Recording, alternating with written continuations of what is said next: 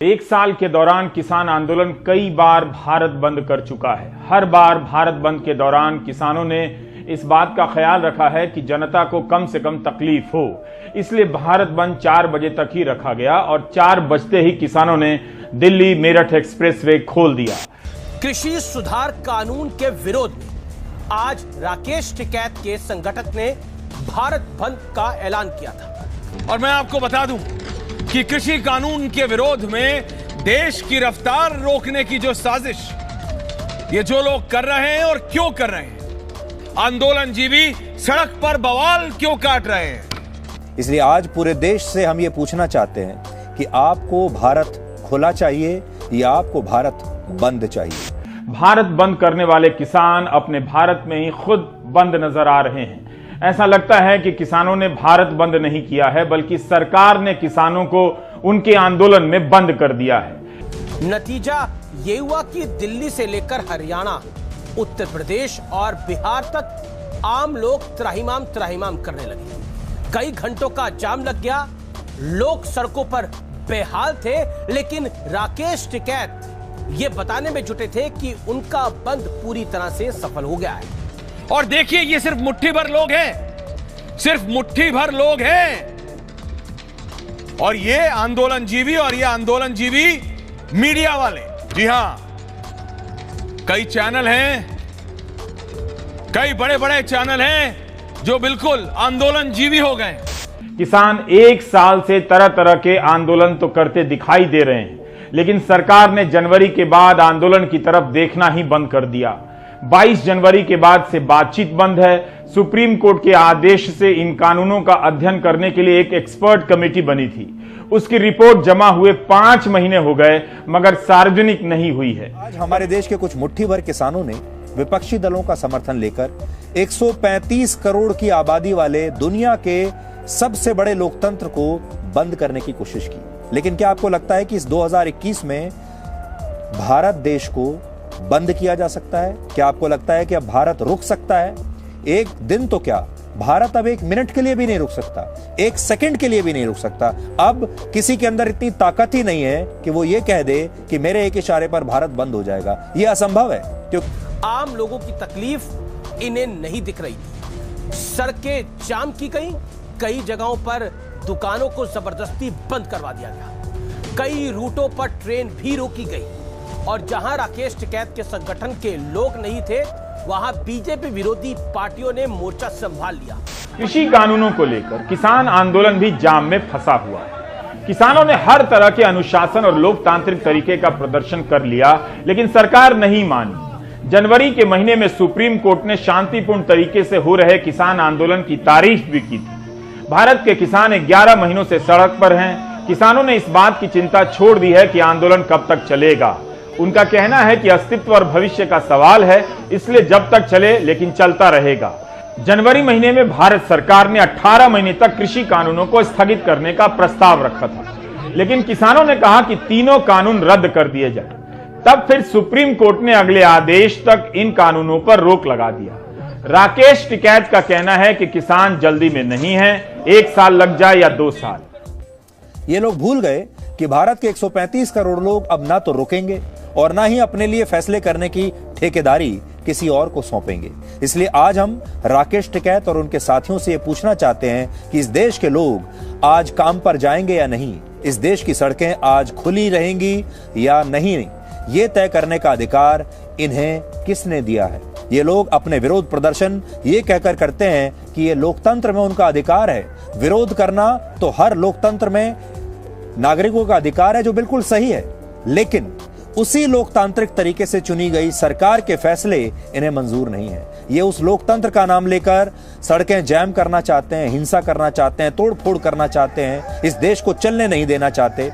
लेकिन उसी लोकतंत्र ने, जब उसी लोकतंत्र में लोगों ने अपनी मर्जी से एक सरकार चुनी, उस सरकार को यह मानने को तैयार नहीं है। इसलिए आज हम इनके आंदोलन को भी आपके लिए एक्सपोज करेंगे। आप जाम की स्थिति देखिए, किस तरह से जाम लगा हुआ है। वाहनों की चेकिंग के चलते बॉर्डर पर लंबा जाम लग गया था।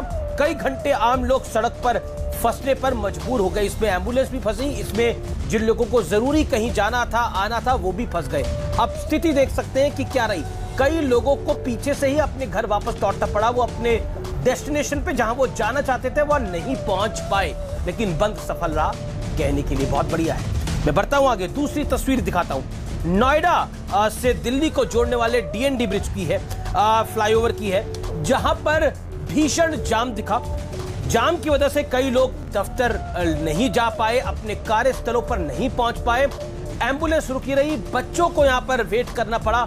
परिस्थिति बहुत खराब। क्या आप जानते हैं कि दुनिया भर में लोकतंत्र की महिमा का बखान करने वाले प्रधानमंत्री मोदी ने 7 साल में एक भी प्रेस कॉन्फ्रेंस नहीं की है और अब विदेशों में भी सवालों का सामना नहीं करते हैं। 300 से भी अधिक दिनों से किसान आंदोलन पर हैं, लेकिन प्रधानमंत्री ने उनसे बात नहीं की है। फिर से आते हैं किसान आंदोलन और जाम की समस्या पर। जाम तब भी लगता है जब किसानों का आंदोलन नहीं था और तब भी लगेगा जब किसानों का आंदोलन नहीं होगा।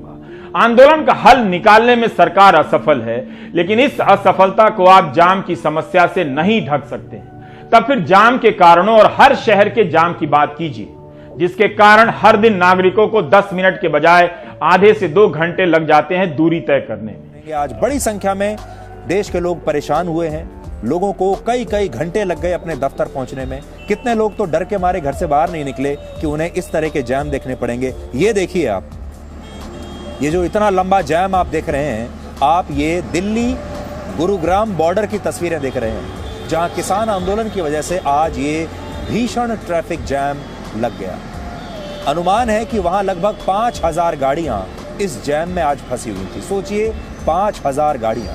अगर हम मान लें कि एक गाड़ी में 2 लोग भी औसतन बैठे थे, तो इस हिसाब से 10,000 लोग अकेले दिल्ली और गुरुग्राम बॉर्डर पर किसान आंदोलन की वजह से यहां फंस गए। भारत बंद के कारण गुरुग्राम से दिल्ली आने वाले और दिल्ली से गुरुग्राम जाने वाले लोग इस 6 लेन पर सिंगल लेन की भांति सरकते रहे। लोगों को भयंकर दिक्कतों का सामना करना ही पड़ा। थोड़ी देर बाद जाम खुल भी गया, लेकिन इस जाम में फंसे लोगों ने जाम का दोष किसानों को दिया या सरकार को। कोई एक राय तो नहीं हो सकती, लेकिन प्रमुख राय का अंदाजा लगाया जा सकता है। वैसे इन जगहों पर बारिश से लेकर अलग अलग कारणों से आए दिन जाम लगते रहते हैं। आ रही हैं 20 गाड़ियां, निकल रही हैं 2 गाड़ियां। समझ रहे हैं आप? आ रही हैं 20 गाड़ियां, निकल रही हैं 2 गाड़ियां। उसको ये जो है ये इसको दिखा के राकेश बालियान, राकेश टिकैत दिखाना चाह रहे थे कि बहुत बड़ा आंदोलन कर दिया। जुलाई 2016 में गुरुग्राम में बारिश के कारण बाढ़ आ गई थी और लोग 10-10 घंटे सड़क पर ही रह गए। ट्विटर पर मिलेनियम सिटी का मजाक उड़ाने लगे। बारिश के कारण आज भी जाम लगता रहता है। कई बार पुलिस बैरिकेड लगाकर चली जाती है, लोग जाम में रेंगते रहते हैं। यह हर शहर का हाल है। उधर गोली चल जाती है कोर्ट में, यह दिल्ली का हाल है। कई बार जांच के नाम पर होने वाली वसूली के कारण भी जाम लग जाता है।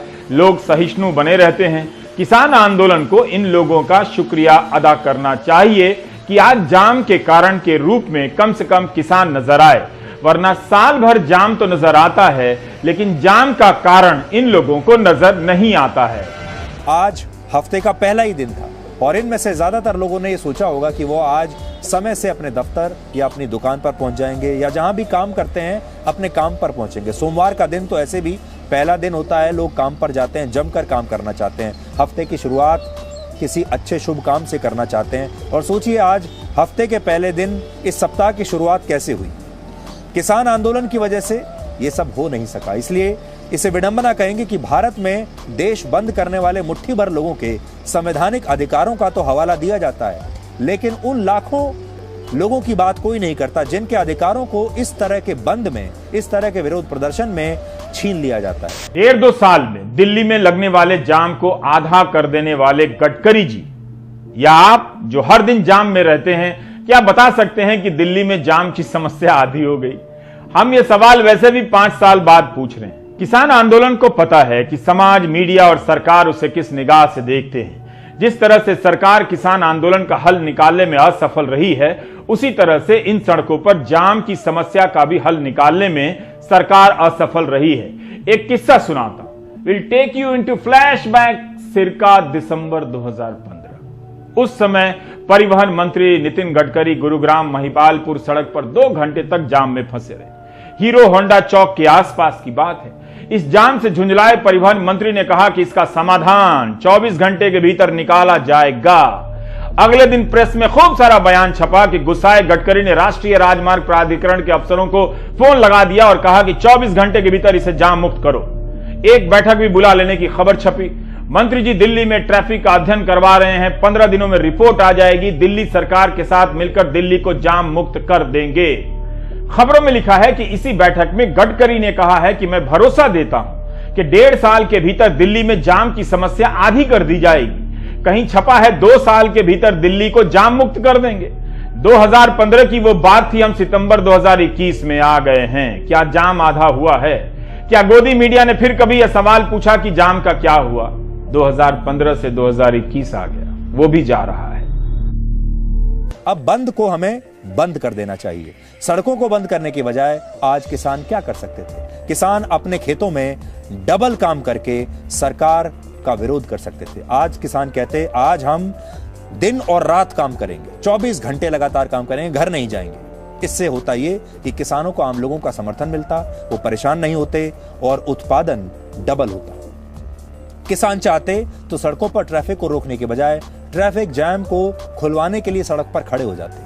वो ऐसा करके अपनी मांगों को लोगों तक पहुंचा सकते थे और लोगों का विश्वास जीत सकते थे। आज अगर यही किसान ये कहते कि आज ये सरकार के विरोध में 10 लाख वृक्ष लगाएंगे, 1 करोड़ वृक्ष लगाएंगे, तो क्या होता? लेकिन ये सारे लोग क्या चाहते हैं कि 10 लाख वृक्ष लगाने की बजाय 10 लाख ट्वीट करवा देते हैं। ये चाहते हैं 10 लाख फेसबुक पर पोस्ट करा देते हैं। ये सोचते हैं 10 लाख लोगों को दफ्तर में जाने से रोक देते हैं। बिल्कुल नागरिकों को तकलीफ होती है, लेकिन इन तकलीफों की आड़ में लोकतांत्रिक आंदोलनों को निशाना बनाना उतना ही खतरनाक है। अगर कोई सार्वजनिक स्थल पर प्रदर्शन नहीं करेगा तो कहां करेगा?